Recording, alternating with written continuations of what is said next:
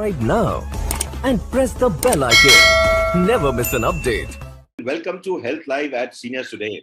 We are delighted to have here with us once again Dr. Rajiv Gupta, who is Senior Consultant, Diabetes and Internal Medicine. Dr. Gupta, as we've met here in the past, did his MBBS from the Maulana Azad Medical College in New Delhi and his MD from the Ram Manohar Lohia Hospital in New Delhi. He has done his postgraduate diploma in diabetology from the Johns Hopkins University School of Medicine and a specialist certificate course from the International School of Medicine or International School of Diabetes. Dr. Gupta is, as I mentioned, is currently in Delhi and in Delhi NCR at his personal clinic Upchar Wellness in Gurugram, as well as attached with the CK Birla hospitals at Gurugram and Punjabi Bagh in New Delhi. He has been practicing earlier at his clinic in Ashok Vihar in Delhi and has been affiliated with major hospitals like Fortis, Max, and the Lung Institute. Dr. Gupta has conducted continuing medical education programs in the field of internal medicine with a special focus on diabetes, clinical cardiology, and geriatrics, and given lectures and conducted certificate courses on various topics like diabetology, cardiology, critical care, geriatrics, and COVID-19. He has spoken at various seminars, and he has been an active researcher. We are delighted to have you with us once again, Dr. Gupta. Dr. Gupta is going to be speaking about an important topic for seniors, and not just for seniors, but for people who have medicines. It's on medication overload and the impact of polypharmacy on seniors. Dr. Gupta, welcome to Health Live at Seniors Today once again. How have you been? Yeah, thank you, Prathiman. So, in a day-to-day practice, we find many patients who said, "Doctor, बहुत सारी दवाइयाँ हैं, कम कर दो." So initially, many years back, I used to think, why should the medicines be reduced? After all, the medicines are being given for the benefit of the patient. Absolutely, doctor. So what I'm going to do is I'm going to just intervene right now. Doctor, there's a bit of a technical hitch, so doctor doesn't have a presentation here, but he will be speaking. Those of you who have questions, please put them in the Q&A tab. After around 10 to 15 minutes, when after doctors finishes speaking, we will get to your questions and answers immediately after that. Please mention your age and your gender as always. Over to you, doctor. Thank you.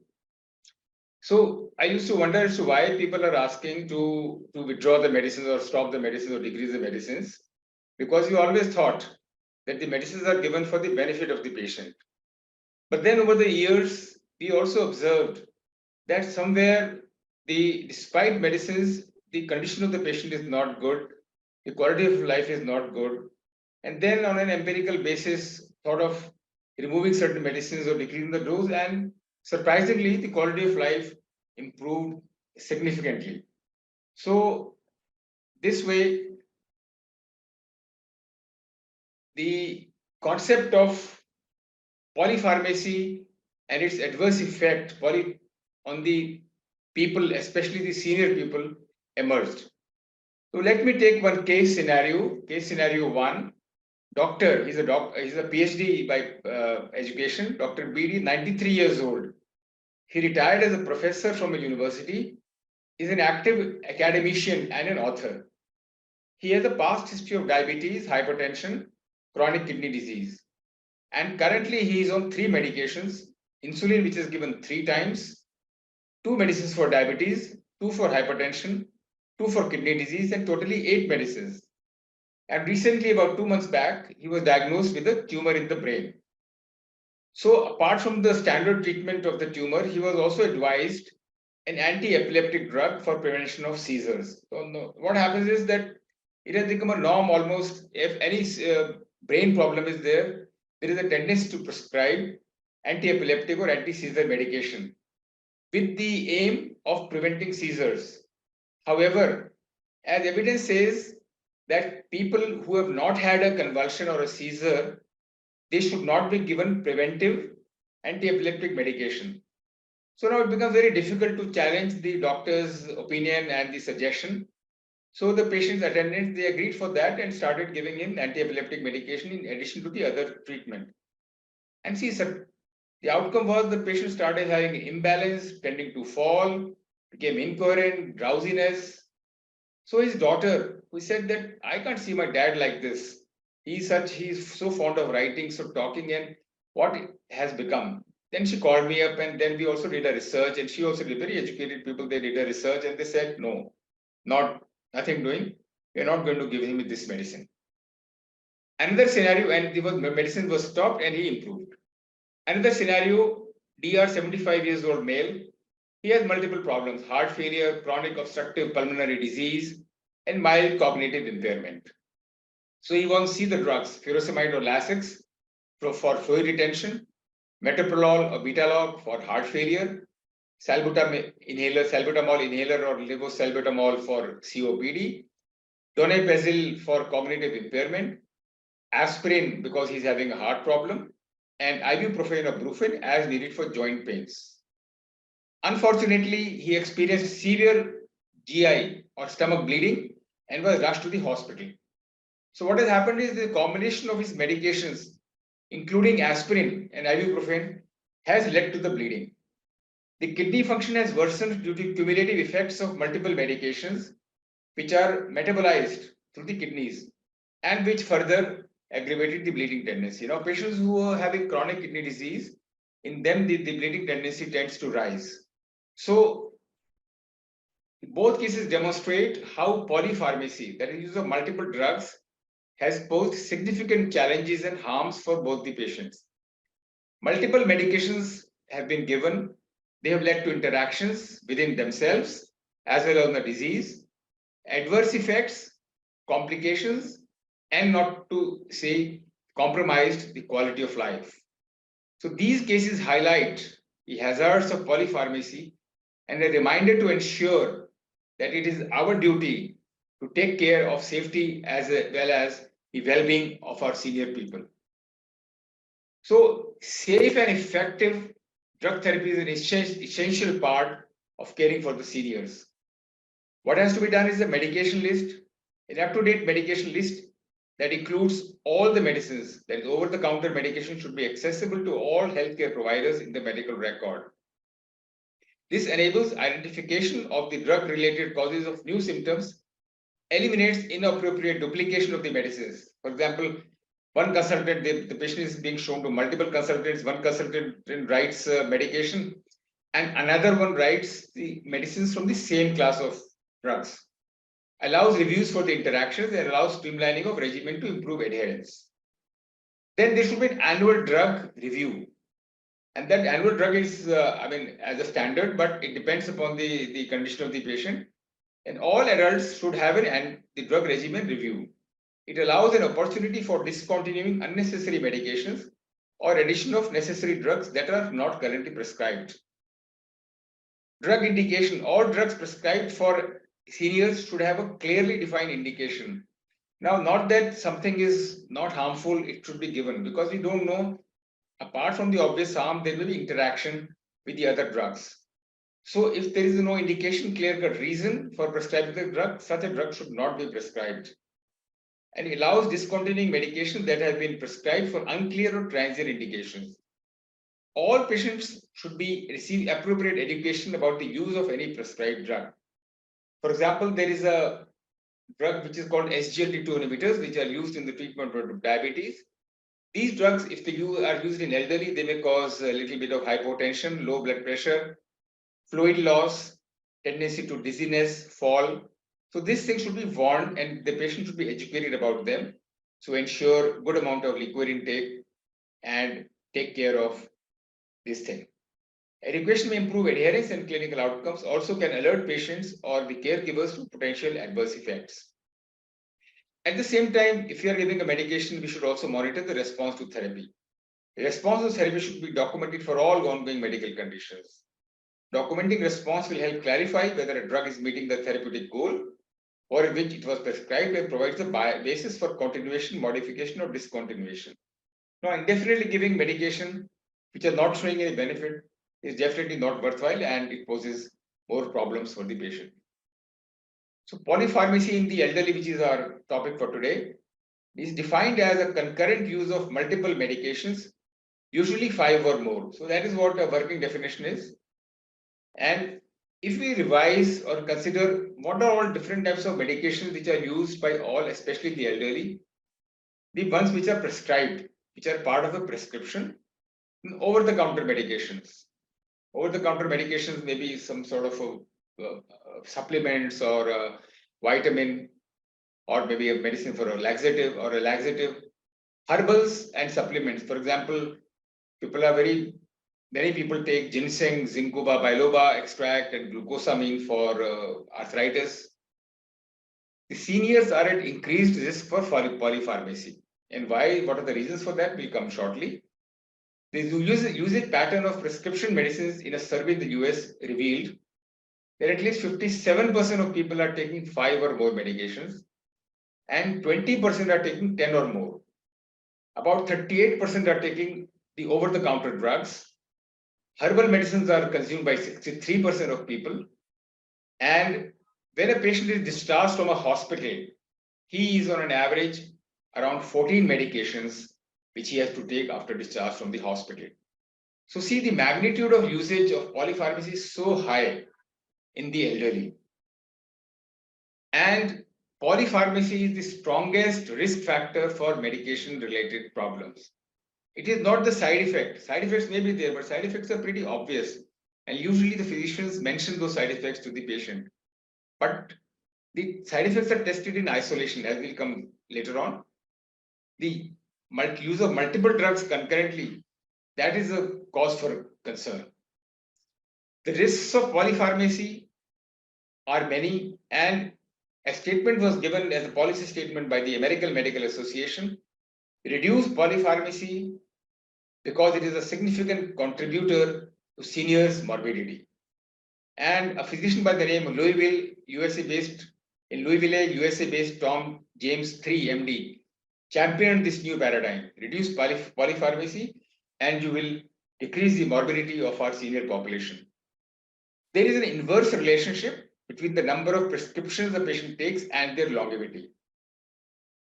While all drugs are tested individually for their side effects, they are not tested in combination. So this is what I was mentioning earlier. In medical school, doctors receive training for adding medication, not for subtracting them. And this is so true. When we were studying pharmacology or even medicine, so they were never said that you stop that medicine. Okay, the patient comes with he's on aspirin and he's having burning in the stomach, so let him give him some sort of a ranitidine or something. Starting a medication is familiar.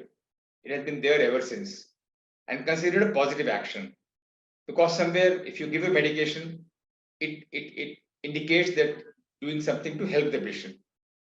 While removing a medicine is less familiar and may be considered lower priority or a withdrawing care.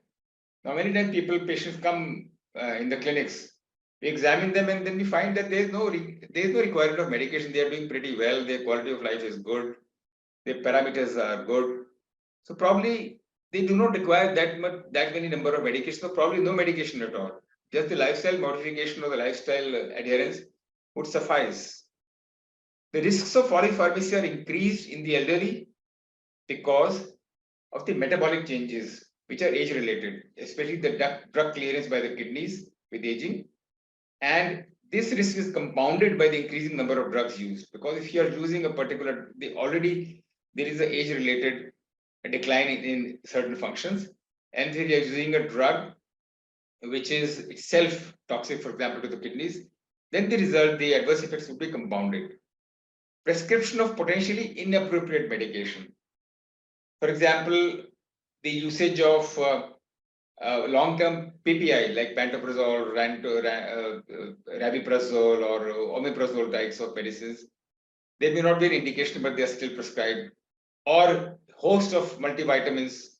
If somebody has got an arthritis of the knee, the essential treatment is physiotherapy or exercise, strengthening of the quadriceps, and maybe if it is extremely severe and there is a mutual agreement between the doctor and the patient, for an arthroplasty. So such patients, if they are given multiple types of medicines, they're probably not going to make any alteration in the quality of life of the patient. Then there is an increased possibility of prescription cascade. So this is a phenomenon which has been appreciated recently. where the process whereby the side effects of drugs are misdiagnosed as symptoms of another medical event and lead to additional prescription. We'll come shortly on a few examples of this prescription cascade. So polypharmacy, long-term use of multiple medications increases the risk for adverse health outcomes such as falls and hospitalization.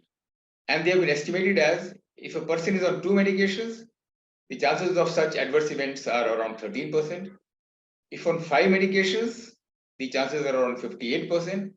And if the person is on more than 7 medications, then the chances are as high as 82%. Now it's I mean scandalous. 7 medications, the chances of falls and hospitalization because of the polypharmacy becomes so high. Then there is a negative impact on the health-related quality of life, that is self-perceived physical, mental, and social functioning. That is what is health-related quality of life. There is an increased risk of adverse drug events like falls and consequent fracture. And if a patient falls, it is not just the fall, the patient becomes dizzy and falls. It is the consequences. The patient, suppose unfortunately the patient develops a fracture of the hip, then surgery, then immobilization, and the consequences and the harmful effects of immobilization. It's a whole cascade of adverse effects which probably gets rooted into the adverse effect of that particular drug. Cognitive impairment.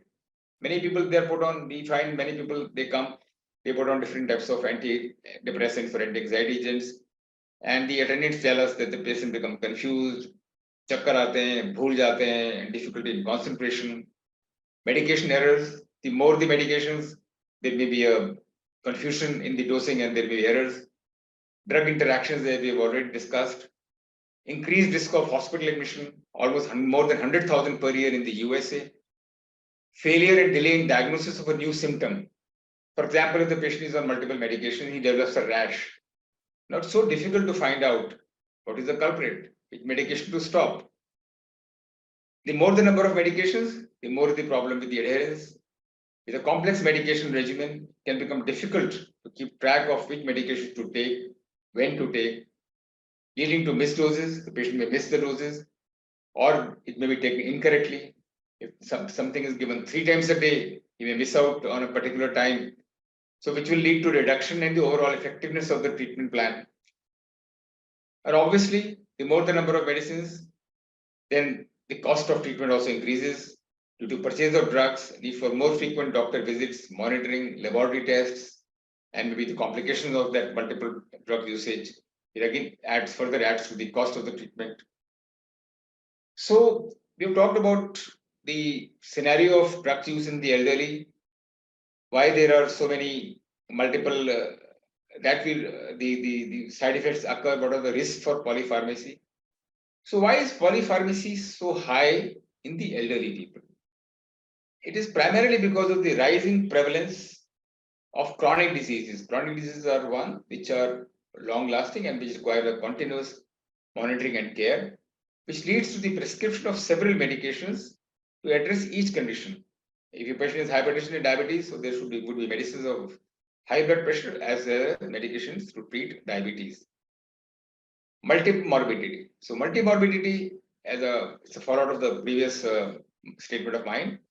Multiple chronic conditions at the same time, usually 2 or more. For example, heart disease, high blood pressure, high cholesterol, arthritis, chronic lung disease, diabetes, thyroid disorders, chronic kidney disease, prostate ailments, depression, chronic anxiety, neurological disorders like Parkinson's disease, cognitive impairment or dementia. And it has been, surveys tell us that 20% of people have 5 or more chronic conditions. The risk of drug disease interactions, it increases significantly. So medications for one condition adversely affect a concurrent condition, which also increases substantially. We'll come to a few examples shortly. Then, so chronic disease rising, multimorbidity in the same patient, multiple caregivers. So a patient may be visiting an endocrinologist or a diabetologist, as well as visiting a kidney specialist and a cardiologist. Each one would write their own medications, and unfortunately, one consultant doesn't see the medications of the other, neither tells them to stop those medicines. There is no review of medications. And many times this leads to complicated regimens, multiple drugs, and even duplication of the drugs. Prescribing cascades, as we mentioned earlier, plethora of clinical practice guidelines. So there are so many guidelines. Now, guidelines would say, some guidelines would say use this medicine, some use this medicine, and the result is that the number of medicines increased. Symptom management. So elderly may, apart from the basic medical problems or the illnesses, there may be symptoms which require different medication. For example, a person may be having chronic pain. So he's prescribed a painkiller. There may be depression, antidepressant, sleep issues. There may be sleeping aids or the sleeping inducing agents. So all these symptoms, to control symptomatic treatment, the patients are given these drugs, and probably instructions are not given to stop. Instructions are not given to guide them as to when to stop them. And apart from the basic essential medicines, these also medicines get added up to the list, and the people keep on taking them. Preventive care. Some medications are prescribed to prevent potential health issues or complications. This can be commoner in older adults, where medications are used to reduce the risk of, for example, heart disease. So heart disease, aspirin may be given, or a statin, aspirin for blood thinner, or statin for lowering cholesterol. For osteoporosis, they may be given certain medications. And so just to prevent. Now, in these cases, we have to see whether that preventative therapy is really justified, where there is enough evidence to support the use. What are the clinical scenario of the patient? What's the age? What's the longevity? What are the current medical conditions which the patient is having? And many times patient requests are there. They say, we have heard this from somebody or from the internet, and please prescribe this medicine to me. This is very good. So that scenario may also be there.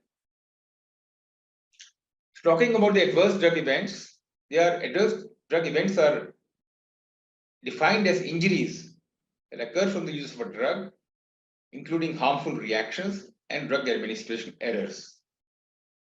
The risk is twice with 5 to 7 medications and 4 times with more than 8 medications. And the effects on falls, cognitive impairment, hospitalization, we have already discussed earlier. This is responsible for 10% of all hospitalizations. The possibility of an adverse drug event should always be borne in mind whenever we evaluate a senior. So what happens is we just focus on the symptoms or on the ailments, and probably the thought never crosses our mind. Yes, could this be because of a drug? And if you spend a little time on reviewing the medication list of the patient, we find that there is a fair chance of the problems because of the drug. Factors for increased risk. So why should these elderly people be at risk because of polypharmacy? Because of frailty. Because of frailty, the metabolism changes and the disposition of the drugs changes. Because of coexisting medical problems. So there may be beneficial effect on one issue, but there may be adverse effect on the other. Then memory issues. Because of multiple medications, the person may not be able to take medication on the time, or maybe errors in dosing, duplication of medicines, or failure to take those medications. So having talked about the adverse drug events, what are the common and the main culprits? These are the blood thinners. They have been the worst, like anticoagulants like warfarin, aspirin. There is a risk of severe bleeding when used in patients without cardiovascular disease. So people come and I find that they are being prescribed aspirin. Why? Blood thinner है, heart की problem नहीं होगी. लेकिन जो evidence कहता है वो कहता है कि जिसको हार्ट की प्रॉब्लम नहीं है, एज अ प्राइमरी प्रिवेंशन जिसको कहते हैं, उसमें यूज नहीं है. Why should you be subjected to unnecessary gastrointestinal hemorrhage or bleeding when there is no indication? Insulin and anti-diabetic agents increase risk of hypoglycemia. Now, a person who's having a long-standing diabetes, maybe senior age group, 80 plus, 85 plus, there is no use of controlling the blood sugar so tightly. I think you must be remembering, if you have attended, I've given a talk on diabetes in the elderly, and I mentioned the same thing. So these medicines, we have to see that there should be a reasonable control, and the patient should not be exposed to the risk of hypoglycemia. Non-steroidal anti-inflammatory drugs, for example, diclofenac or ibuprofen, they may lead to gastrointestinal bleeding, renal impairment, and heart failure in the seniors. Antihypertensive drugs. People comes blood pressure 140 by 90. I tell them it's okay. No, but my doctor says that it should be less than 140 or less than 130 by 80. But why? These aggressive control may lead cause dehydration if your patient is on a diuretic, for causing salt loss, sodium potassium imbalance, again compounding the already existing weakness, low blood pressure, leading on to dizziness and falls. Sedatives and psychotropic drugs, which act on the brain, they may cause altered mental status and falls, as we had mentioned earlier. Antibiotics, viral fever हुआ है, मैं तो azithromycin लेकर आया हूँ और clarithromycin खाकर आया हूँ, सेफिक्साइम या सेफ्टम या Augmentin I've already taken. Why should they be taken when it's a viral infection that is not going to be affected by the antibiotics? There is no need to take. Why? Because it may lead to allergic reactions. You take an antibiotic and you develop an allergic reaction, now you start visiting a dermatologist or a physician. Then more antihistaminics or anti-allergic drugs, drowsiness. So again a cascade. And then somebody might say, oh, very severe reaction. You give steroids, and another bout of problem starts. So it's a vicious cycle. And it should be tackled right from the beginning. Ask yourself, does the patient require this medication? This is for the doctors actually. Diarrhea. People take medication and I tell them you were better had you not taken the medication. You would have got well much earlier. Decreased appetite, infection to ठीक हो गया, but because of the antibiotics, that anorexia or the decreased appetite is still persisting. PPIs, for example, pantoprazole. If you keep on suppressing the acid inside the stomach, now acid is like a protective barrier. So you eliminate that acid because these are very powerful acid suppressants. You pose the patient the risk of pneumonia or the respiratory tract infections. Osteoporosis has also been described, and dementia is also described with the users of these drugs. So we were talking about the prescribing cascade. So this is a very unpleasant but an interesting phenomenon. It occurs when the adverse effect is misdiagnosed as a new medical condition and treated with a potentially unnecessary drug. Like what I had mentioned in the beginning was that any new symptom on a patient on multiple drugs should be first accepted as resulting from the usage of that drug. Now, this misinterpretation is likely when the drug-induced symptoms are indistinguishable from illnesses that are common in older persons. For example, the patient is on antihypertensive drug and he develops dizziness or vertigo. Now, the importance is that we have to review, is there a possibility of blood pressure being low or some medicine which could cause a little bit of drowsiness or weakness or instability? If you see, don't analyze it, that the patient is having a dizziness, start another medication for dizziness. That may itself, because most of the medicines of dizziness, they act on the brain, the patient may still worsen. So this is important and this should be identified.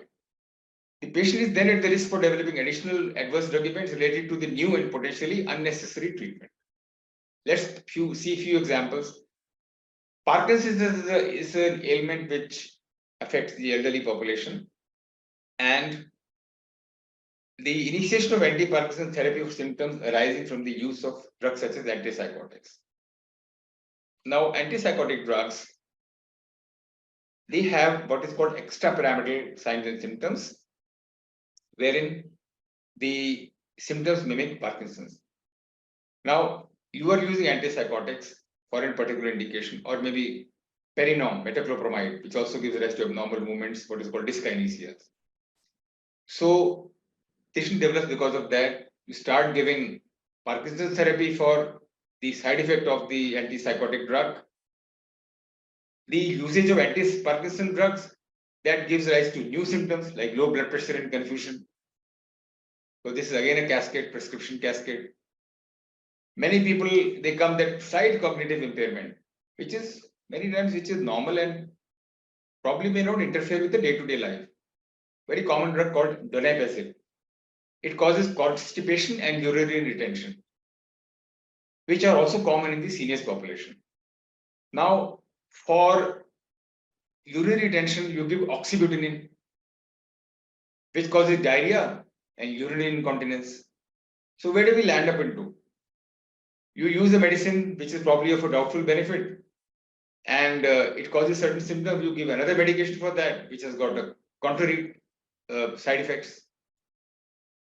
Amlodipine. Amlodipine is an antihypertensive drug. It causes about swelling of the feet in about 10% of people.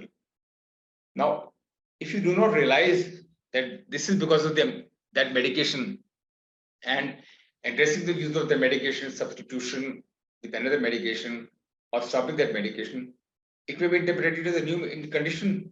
And instead of addressing the amlodipine as a culprit for the contributor to that swelling, you start treating with a diuretic.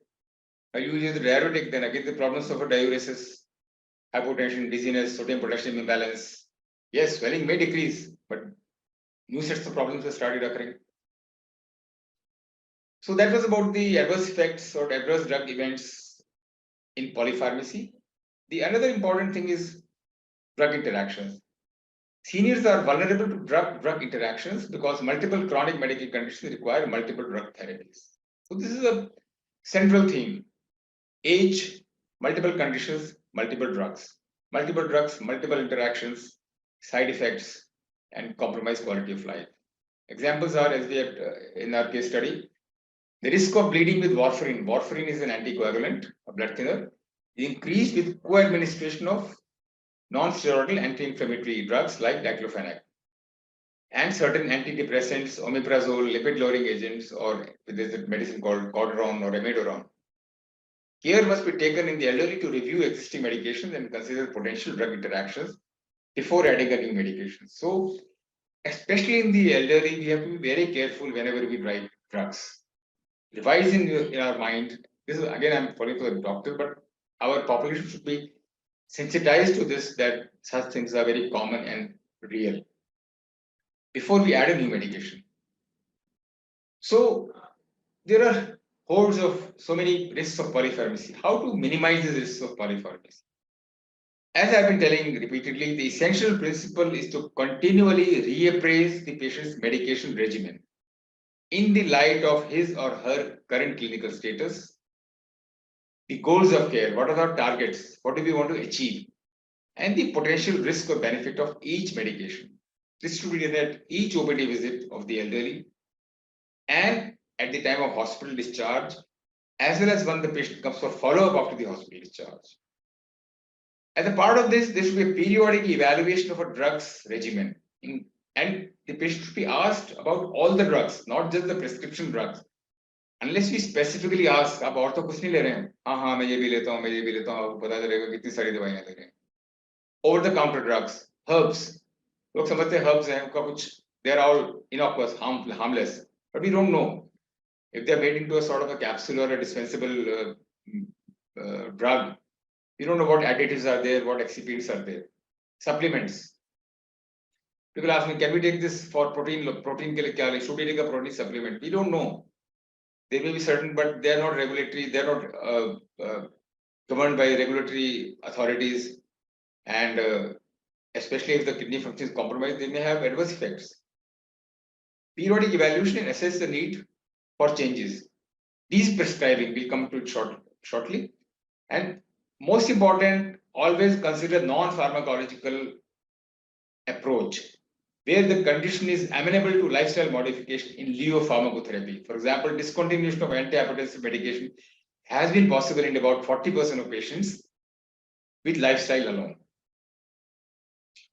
Talking of deprescribing, this is a new phenomenon.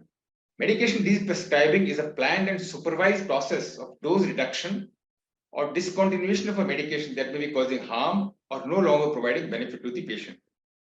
It results in improving the quality of life, reduces overall medication burden, and careful medication review and aggressive discontinuation can lead to a reduction in almost up to 59% of medications used, including reducing use of potentially inappropriate medication by around 30 to 60%.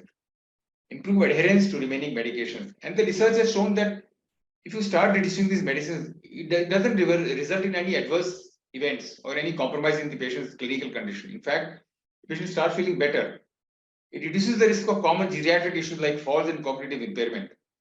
And surprisingly, the reduced risk of hospitalization and death by 36% and 26% respectively. It was observed that the consideration of these principles led to discontinuation of 58% of the medication, and no significant adverse effects were attributable to discontinuation.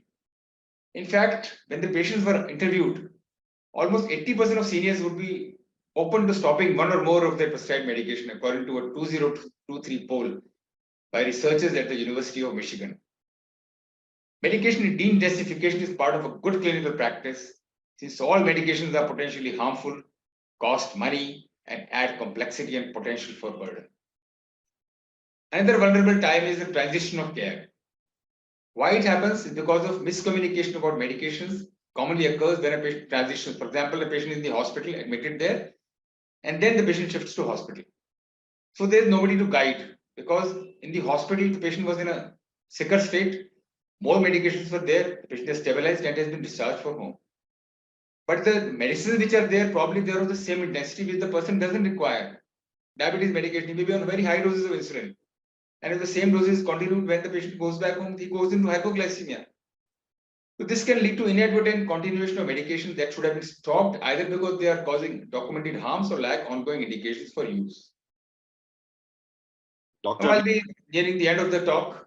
yeah, thank you very Moving much, to the Doctor. future technology, personalized medicine by pharmacogenomics, integrated electronic health records, telemedicine may help in adjusting medication, remote monitoring to provide vital data on vital signs, medication reconciliation, medication adherence to find out how it can be improved, and the long-term effects on different systems. So I'll conclude by saying that polypharmacy refers to the simultaneous use of multiple medications, often driven by an increase in chronic diseases and the availability of numerous medications. It can lead to adverse reactions, drug interactions, cognitive impairment, falls, diminished quality of life, non-adherence, and increased healthcare cost and medication errors.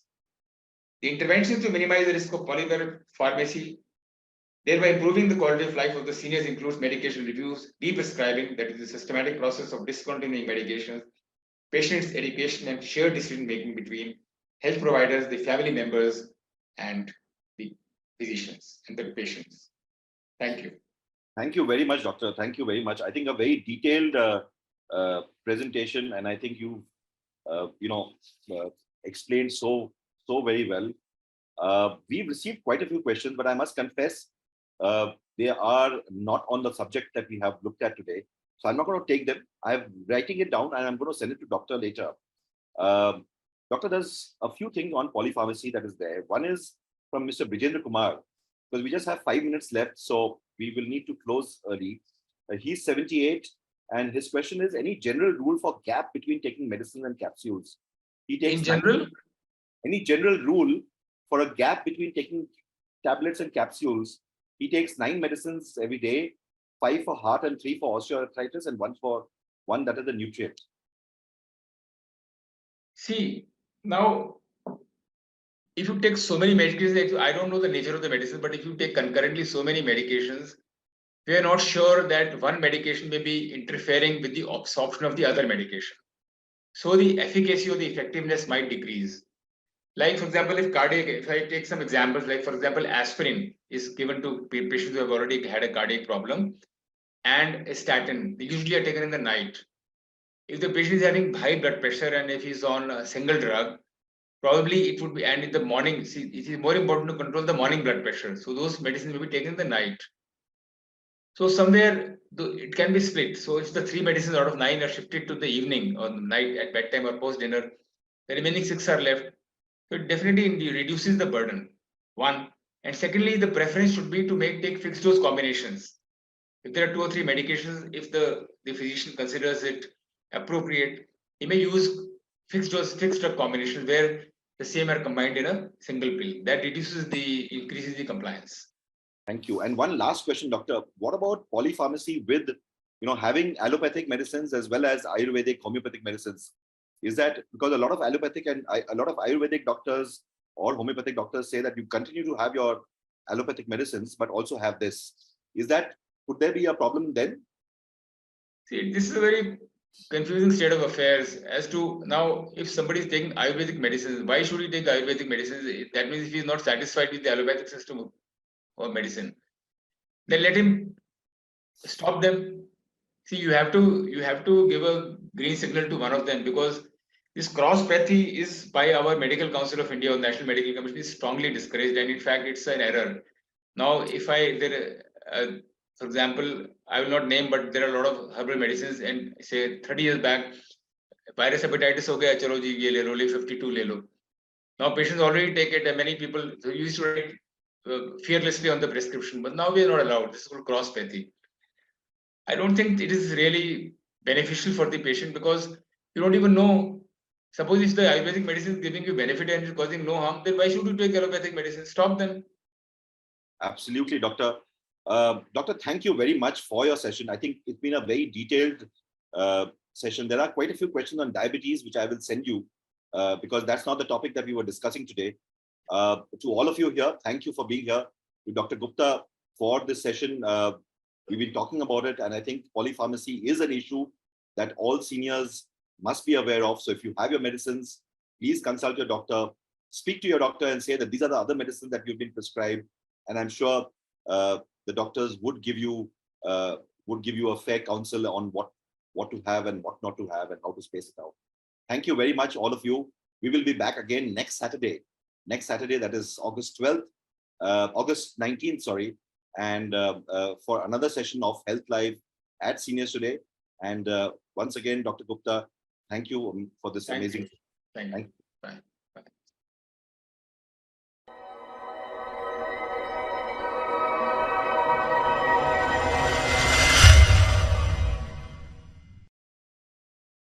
Subscribe now and press the bell icon. Never miss an update.